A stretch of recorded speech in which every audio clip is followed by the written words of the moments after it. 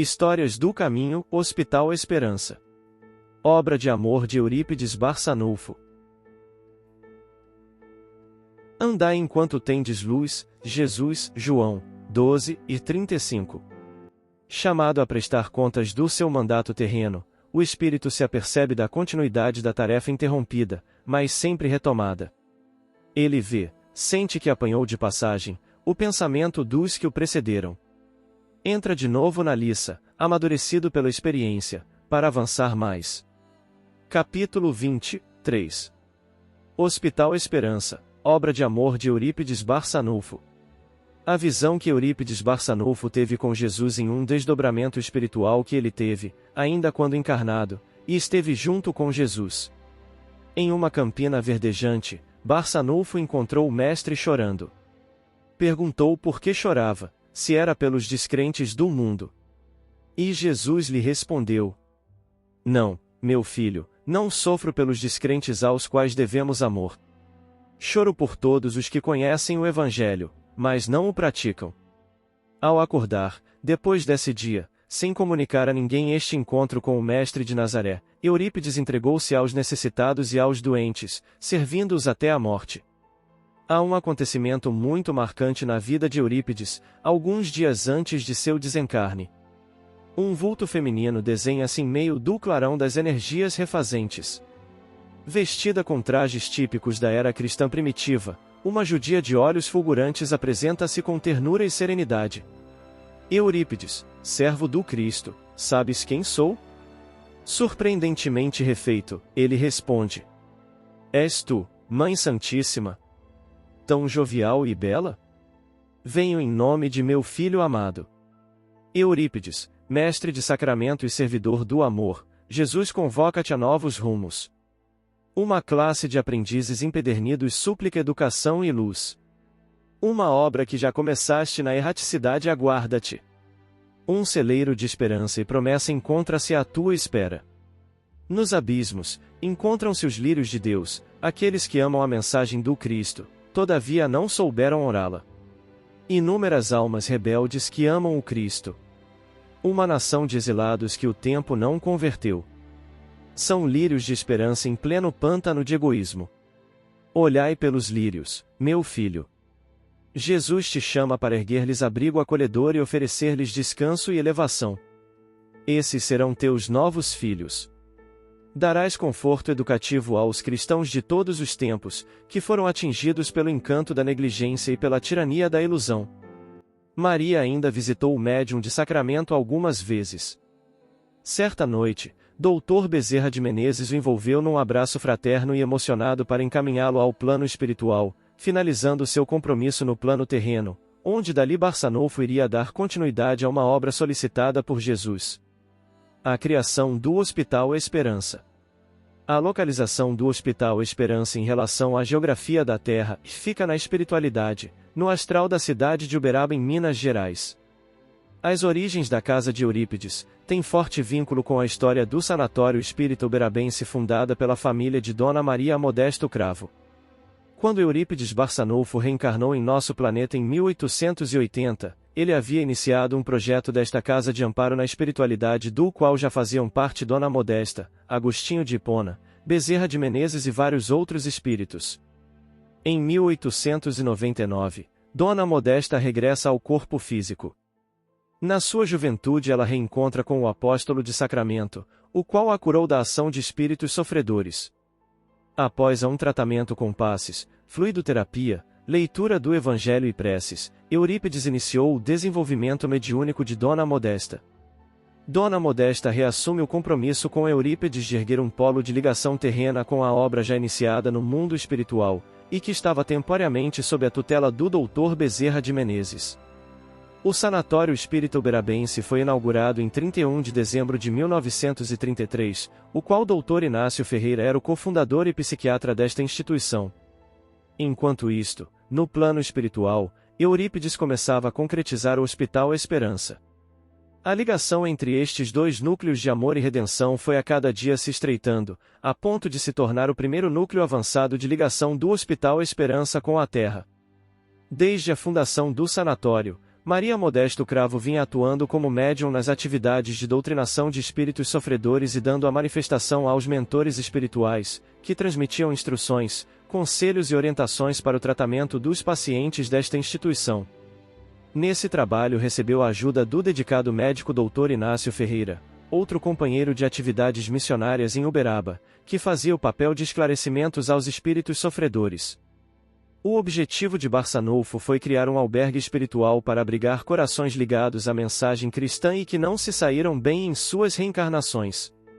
Esta casa foi erguida no astral espiritual de Uberaba em Minas Gerais, na década de 1930 a 1940 e contou com o aval de Agostinho de Hipona e João Evangelista, entre outros integrantes da espiritualidade superior. Além de Eurípides Barçanufo, há vários espíritos participantes das atividades diárias neste santuário de amor. Encontramos Dr. Bezerra de Menezes, Dr. Inácio Ferreira, Professor Cícero Pereira, Dr. Odilon Fernandes, Dona Maria Modesto Cravo, Irmã Cido Falques, entre outros irmãos espirituais. O Hospital Esperança foi fundado na espiritualidade para abrigar católicos, evangélicos, espíritas, umbandistas e todos os que adotaram a mensagem cristã sem, contudo, conseguir aplicar estes ensinamentos no seu dia a dia. Entre os espíritos fracassados que recebiam amparo desta casa, podemos destacar almas que, apesar de se dedicaram a vida toda à doutrina espírita, ou outra religião cristã, não aplicaram estes conhecimentos na sua vida pessoal, não fizeram a sua reforma interior, não participaram da sua vida familiar ajudando seus parceiros domésticos e a seus filhos. Foram pessoas ausentes no âmbito doméstico. Tinha a teoria e a doutrina no seu cérebro, mas com coração e prática no âmbito pessoal totalmente vazia. Dentro do centro espírita eram excelentes colaboradores, mas no seu dia a dia tinham problemas no ambiente profissional e dentro do seu lar, guardando mágoas e ressentimentos, não conseguindo perdoar as pessoas de sua proximidade. A vida foi voltada totalmente para a doutrina, esquecendo o lado pessoal. Precisamos lembrar que não é o que achamos que é o certo, e que poderá ter o mesmo valor no plano espiritual. Como podemos ajudar o próximo se ainda não aprendemos a nos ajudar? Outros casos de espíritos socorridos nesta casa de amor são médiuns que não valorizaram seus dons, sendo irresponsáveis na sua prática. Outros não aproveitavam o dom da palavra para trazer a paz e a harmonia, e utilizavam a oratório para atacar aqueles que não estavam de acordo com a doutrina. Há vários casos de dirigentes que faziam brigas políticas dentro do centro espírita em busca de cargos e afazeres mais importantes, com divergências no encaminhamento nas mais diversas práticas no dia a dia, causando inimizades e rancor. Eurípides providenciou a convocação de admiráveis psiquiatras e psicólogos desencarnados, que havia na Terra cuidado das desafiadoras patologias obsessivas e auto-obsessivas, de forma que, preparada a equipe, foram tomados os cuidados próprios para a edificação do santuário, situado nesta área distante do movimento da comunidade espiritual, a fim de que as benções da natureza contribuíssem também com elementos próprios para acalmar as suas torpes alucinações e ensejar-lhes a renovação e paz. Obedecendo a um plano cuidadoso, foram erguidos diversos blocos, que deveriam atender a patologias específicas, tais como delírios graves, possessões de longo porte, consciências autopunitivas, desespero por conflitos íntimos, fixações mórbidas, hebetação mental, autismo consequente a arrependimentos tardios, esquizofrenias tenebrosas, obsessões compulsivas. No plano terreno, muitos de nós estamos cometendo a grande ilusão que basta ter o conhecimento e as práticas religiosas, mas esquecemos de renovar nossas atitudes íntimas. O Espiritismo, por si só, não nos dá garantia de elevação espiritual e nem nos garante amparo no regresso ao plano espiritual. Enquanto nosso corpo dorme, nosso espírito fica desperto a diversas atividades que o nosso espírito pode realizar enquanto o nosso corpo dorme. Podemos ter contatos com nossos mentores espirituais e rever os nossos familiares que já desencarnaram, se estiverem condições para este encontro. No Hospital Esperança são disponibilizadas algumas atividades para espíritos que se desdobram durante o sono físico. São atividades nas enfermarias para limpeza e saneamento de energias tóxicas, na ajuda no transporte de pacientes, na doação de energias e a palestras e cursos que podem ser realizados. E para estas atividades há entrevistas com as pessoas para verificarem se têm os pré-requisitos necessários. Para servir não basta somente ter boa vontade. Hermâncido Falques nos faz o seguinte relato referente a uma entrevista para recrutamento de trabalhadores para o Hospital Esperança. Certa noite nós acompanhamos algumas dessas ocorrências. Na sala de recrutamento, a jovem Senira, auxiliar direta nos compromissos do Dr. Fernando, foi destacada por ele para uma avaliação sobre doadores de ectoplasma, para serviços que estavam sob sua responsabilidade nas câmaras de revitalização do subsolo. A jovem Senira, também médica e com grande experiência de trabalho nas câmaras, dialogava com Ernesto em uma sala que parecia os ambientes de atendimento fraterno. Boa noite, meu irmão. Meu nome é Senira e vou entrevistá-lo para o serviço de cooperação na doação de energias. Boa noite, Senira. Tenho boa experiência doutrinária com essa atividade, disse Ernesto. Sente-se preparado para uma tarefa desse porte? Falou a entrevistadora. Respondendo o candidato, acredito que sim. Sou palestrante espírita na Bahia há mais de 20 anos. Tenho 3 reuniões semanais no Centro Espírita. Prosseguindo Senira, perguntou-lhe: e qual sua vivência com a doação de energias? Respondeu ele: sou passista em uma dessas reuniões e já faço essa tarefa há 5 anos. Ela o felicitou. Muito bom! Em sua vivência com os trabalhos do passe já sentiu alguma vez uma defasagem de energias em função das necessidades da pessoa na qual aplicava o passe? Ele ripostou. Senti sim, várias vezes, e prosseguindo ela disse: e em algumas dessas vezes o senhor se sentiu mal? Em 2 ou 3 dessas experiências eu me senti muito mal, parecia que a vida ia acabar. Fiquei mentalmente atordoado uns 3 dias. Perguntou ela. E a que conclusão o senhor chegou sobre o que aconteceu? Ele respondeu. Fui informado por amigos no centro espírita que havia um obsessor dessa pessoa querendo me prejudicar pela ajuda que prestei a ela. Nova pergunta da entrevistadora. O senhor é fumante, não é? Respondeu Ernesto. Sou, sim. Infelizmente ainda não consegui vencer isso. Mas no dia da tarefa do passe, evito e não fumo nem um cigarro. Continuou Senira. Seu mentor registrou aqui que nessas 3 vezes o senhor resolveu abandonar esse cuidado e fumou o dia todo. O homem disse. É verdade. Mas foram só essas 3 vezes que isso aconteceu. Ela observou. E, coincidentemente, foram as 3 vezes em que o senhor se sentiu mal? Resposta. Sim. O senhor acha justo atribuir à doação energética e à obsessão o mal-estar que sentiu? Perguntou a médica que realiza a entrevista em um tom bem formal. Toda colaboração realizada em nome do amor é muito bem-vinda. Entretanto, os pacientes que irão receber uma doação energética não podem ser afetados por uma energia que lhes agrave o quadro tóxico em que já se encontram. Como fazer então para aceitar sua colaboração nos serviços? Que noite poderemos contar com o senhor sem um cigarro por, pelo menos, 24 horas? Como podemos ver no que foi relato na entrevista acima, não basta ter boa vontade. É preciso que estejamos preparados para a atividade. Sem um pouco de disciplina, de sacrifício nos nossos hábitos, vícios e esforços para diminuir nossos defeitos, não conseguiremos avançar no nosso aprendizado. E para completar esta linha de raciocínio, Hermâncido Falques nos alerta. O trabalho fora do corpo físico durante a noite tem pré-requisitos, e imaginar que basta a boa vontade e desejo de ser útil é alimentar a ingenuidade. Há uma noção de amor muito limitada que alimenta a mente humana de ilusões. Em geral, a expressiva maioria das almas emancipadas costuma dar trabalho e, quando não dão trabalho, já estão ajudando muito e construindo a esperança de se tornar um colaborador efetivo no futuro. Nem sempre a origem de nossos problemas é uma obsessão. O Espiritismo sempre caminhou, e ainda caminha, juntamente com a ciência. Chico Xavier sempre recebia orientações dos mentores espirituais, para a resolução dos seus problemas de ordem física, a procurar a medicina terrena.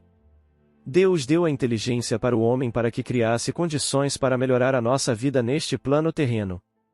Tivemos grandes avanços na área médica e na psicologia e psiquiatria. Para ilustrar o que estamos querendo informar, vamos imaginar uma pessoa que esteja passando por sentimentos contraditórios, com alternância de excesso de alegria e tristeza, agitação ou apatia, e por consequência aparenta uma depressão. Possivelmente seria um caso de transtorno bipolar, mas é necessária uma avaliação médica e psicoterapêutica. Uma pessoa sem informação poderia catalogar como uma obsessão. Para este caso relatado, o tratamento envolve uma combinação de medicamentos e psicoterapia. Podemos também complementar este tratamento, sem abandonar a medicina terrena, com a fluidoterapia. Tenhamos muita cautela antes de afirmar que os problemas que estamos vivenciando é de origem espiritual, ou seja, de uma obsessão. Vamos dar um outro exemplo. Muitos trabalhadores espíritas se dedicam com muito amor e carinho para a doutrina espírita. Outro exemplo, se levamos uma vida sedentária, nos alimentando mal, sem atividades físicas, dormindo pouco, vícios do fumo, com certeza iremos ter sérios problemas na saúde física. E nós sempre afirmando que a culpa é do espírito obsessor. A caridade começa dentro de nosso lar. É lá que a espiritualidade reuniu espíritos afins para cumprir o que foi acordado para esta reencarnação. Muitos afirmam que são missionários dentro da doutrina espírita, mas a nossa maior missão é para com as pessoas que a espiritualidade reuniu dentro do nosso lar. É possível levar em plena harmonia e equilíbrio as nossas atividades dentro do centro espírita, com as de nossa profissão e, principalmente, com os nossos familiares. Muito se pedirá àquele que muito recebeu. Observemos a finalidade dos ensinamentos da doutrina espírita. A função da doutrina espírita é preparar o ser humano para a compreensão da sua imortalidade, jamais para ajudá-lo a conquistar coisas e posições terrenas que os destacam no grupo social, mas não o dignificam nem o engrandecem moralmente.